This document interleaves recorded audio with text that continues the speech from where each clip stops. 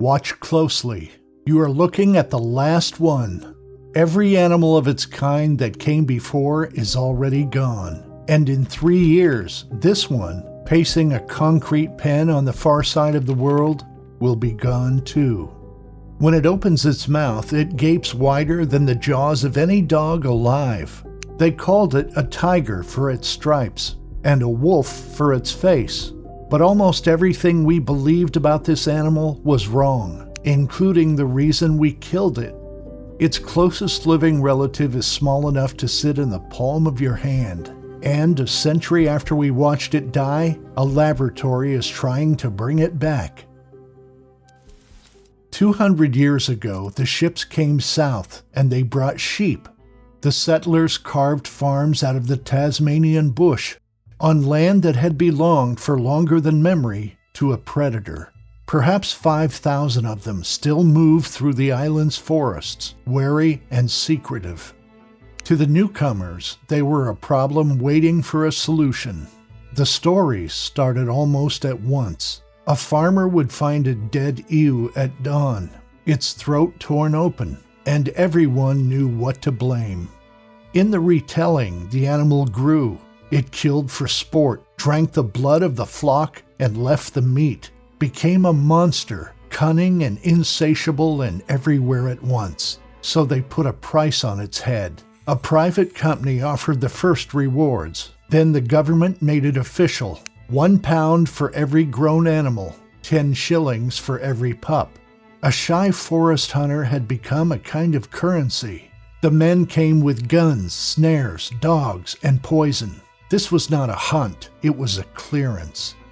Year after year, the carcasses were carried in for payment on more than 2,000 of them, and those were only the ones that were written down. By the time anyone asked whether the stories had ever been true, there was almost nothing left to save.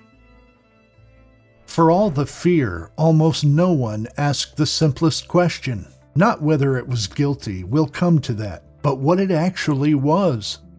Because it wore the body of a dog. The long muzzle, the lean, deep-chested frame built for the chase, nearly 2 meters from nose to the tip of a stiff, heavy tail. Everything about it said predator, and everything about it said dog.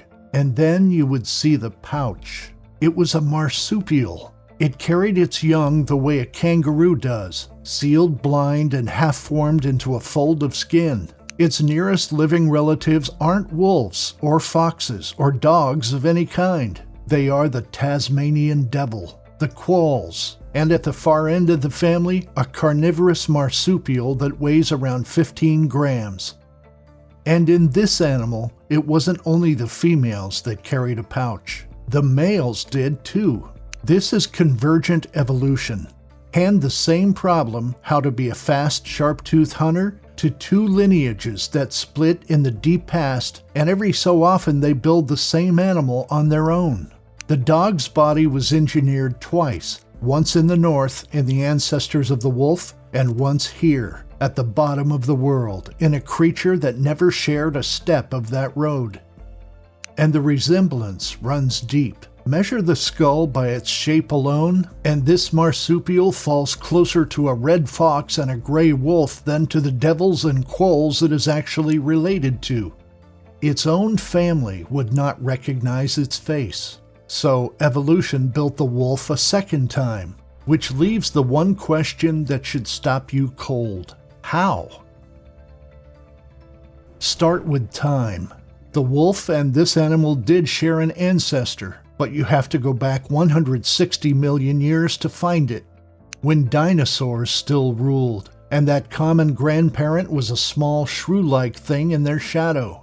From it, 2 lineages split. One became the placental mammals, ending in the wolf, the other, the marsupials. For 160 million years, they never touched again.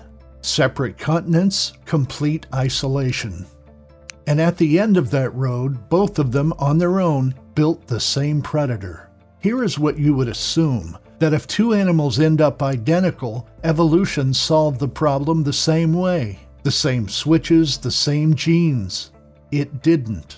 When the thylacine's genome was read beside the wolf's, The obvious answer collapsed. The gene selection that actually shaped in each were different, markedly different, and the few places their proteins matched looked less like a shared solution than coincidence.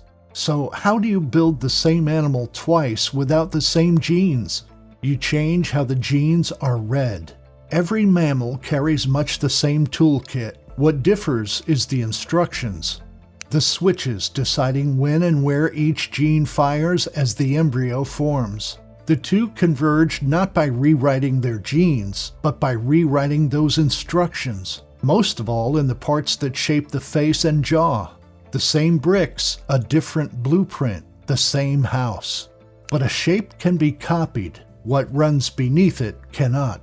Underneath that borrowed body, in the one place it mattered most, the machine worked differently from a wolf's, which is where the story of the sheep killer comes apart. We built the wolf's double a second time, but no one ever checked whether the copy worked like the original. Recently, someone did. Engineers rebuilt the thylacine skull inside a computer and stress tested it, simulating the bite and the pull of struggling prey. Then ran the same tests on its closest relatives, the devil and the quoll, whose diets we know. The result was not close. Of the three, the thylacine skull was the weakest, the least able to withstand the force of its own jaw. That astonishing gape from the opening frames, the wide mouth that looked built to kill, concealed a bite that was, for a predator of perhaps 30 kilograms, remarkably feeble. So what could it actually catch? Small, agile things. Possums, bandicoots, young wallabies. Now hold that against the crime. The animal was killed by the thousands for slaughtering sheep, and its jaw was too weak to take one. The reputation that sentenced an entire species to death was, in the words of the researchers, at best, overblown. So what was really killing the flocks? Feral dogs, the settlers' own animals, gone wild, and the ordinary killers of livestock everywhere. Poor land, poor weather, poor management. Sheep died for 100 reasons, and the shy hunter in the hills was blamed for nearly all of them. Rarely seen, easily hated, unable to argue. Even the darkest story traces back to almost nothing.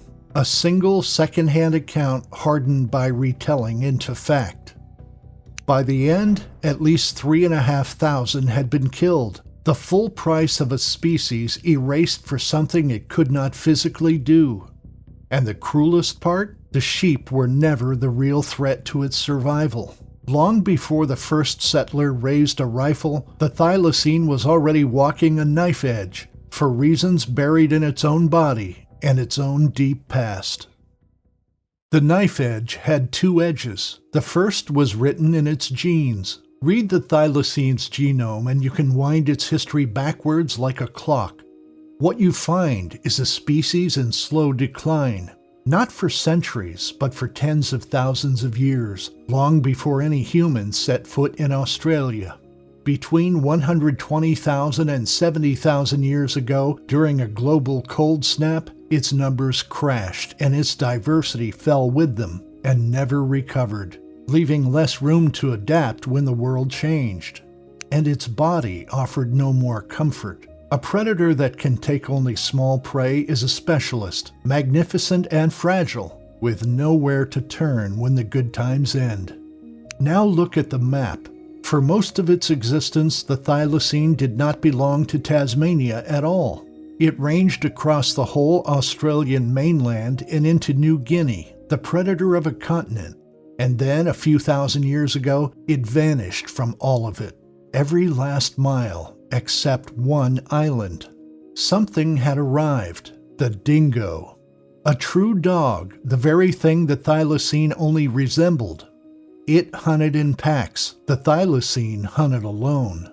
Two predators, one prey, and the lone hunter lost. Wherever the dingo spread, the thylacine vanished behind it, except where the dingo could not reach. At the end of the last ice age, rising seas drowned the land bridge south, and Tasmania became an island. sealed off thousands of years before the first dingo landed. That drowned coastline was the thylacine's salvation. It survived precisely because the water kept its rival out. So the animal the settlers found was no thriving monster. It was the last remnant of a fragile, specialized, threadbare predator saved once by luck. It would not be lucky twice. When the end came, it came in a cage. About 80 seconds of black and white film and a handful of other clips, barely 3 minutes in all, is very nearly everything we have of a living thylacine. A predator that once ruled a continent reduced to 3 minutes of flickering, silent footage. Almost the entire visual memory of a species. We even gave the animal in that footage a name, Benjamin. But that name was invented 3 decades after it died, in the 1960s, by a man who claimed to have worked at the zoo and never had. It spread anyway, and it has never stopped. The truth is quieter and sadder. The last of its kind most likely died without a name at all. And here's the part that should unsettle you most. We are not even certain the animal on that film was the last one. The individual everyone pictures may have died months before the true final thylacine, an old creature that slipped away off camera, unphotographed, barely noticed. What we do know is exact and merciless. After a century of trying to wipe it from the earth, the government finally granted the thylacine legal protection on the 10th of July, 1936. 59 days later, the last one was dead. It was the only thylacine ever to live and die a protected species. How it died, we still argue. Neglect, locked out of its shelter on a freak night of heat and cold, or simply old age. But the ending is not in doubt. On the 7th of September 1936, in a small enclosure in Hobart, the last thylacine on Earth died. Alone. And then it was nearly lost a second time. Its body was skinned, its skeleton laid out on a set of cards. And for years, the remains of the last thylacine were carried into schoolrooms and passed from hand to hand, patted by children who were never told they were touching the last of an entire species. They sat unrecognized in a museum drawer until a few years ago, when someone finally went looking and found them. And still, the world could not say the word. For half a century, the thylacine stayed on the list of the living. Until, in 1986, 50 years after that solitary death, it was finally declared extinct. 50 years to accept what a single empty cage had already made true. But a date on a document has never been enough to kill a legend.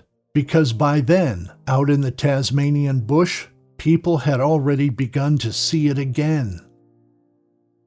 Officially, it was over. The forests of Tasmania never got the message. In the decades since the last one died, more than 1,000 people have reported seeing a thylacine. One study gathered 1,237 accounts from 1910 to 2019. And not only from Tasmania, but from the mainland, where it had supposedly vanished thousands of years before. Footprints on a riverbank, a striped body on a beach, seen, it was said, by dozens at once. And these were not all nervous tourists mistaking a dog for a legend. The most famous sighting came from a park ranger in 1982, who watched a thylacine for several minutes, fully lit in his spotlight. It was judged so credible that the government launched a search that ran for more than 2 years and found nothing. Then comes the part that should trouble anyone certain of the ending. Scientists scored the whole century of sightings for reliability and fed them into a model, and concluded not that the witnesses were deceived, but the opposite, that a small population likely clung on in the remote Northwest for decades after that last animal died, perhaps as late as the 1980s. The ending we all learned may have come too early, but surviving then is not surviving now. In nearly 90 years, with rewards past $1 million, with camera traps through the wilderness, with thousands of watching eyes, no one has produced a body, No bone, no skull, no confirmed photograph of a single living thylacine. The most unforgiving analysis puts the odds it still walks the earth at around 1 in a trillion. So why do the sightings never stop? Perhaps because we need them not to. The thylacine has become the animal we most wish we had not destroyed, and every striped shape at the edge of the headlight offers a chance, however thin, to be told that we didn't. To find one alive would be a kind of absolution. It is a great deal to ask of a shadow between the trees. For 90 years we searched the forest for a ghost, and the forest gave us nothing back. And so we have stopped waiting for the thylacine to return on its own. Instead, we have decided to build one. In a laboratory not in Tasmania, but in Texas and Melbourne, that is exactly what they are trying to do. It begins with the dead, from preserved specimens more than a century old, a skull, a scrap of tissue in a jar. Scientists have reconstructed more than 99.9% of the thylacine's genetic code, the most complete genome ever assembled for any extinct animal. The full blueprint of the creature we erased, pulled from its own remains. But a blueprint is not an animal. To build one, you need a living cell to write it into, and for that, they turn to the closest surviving relative.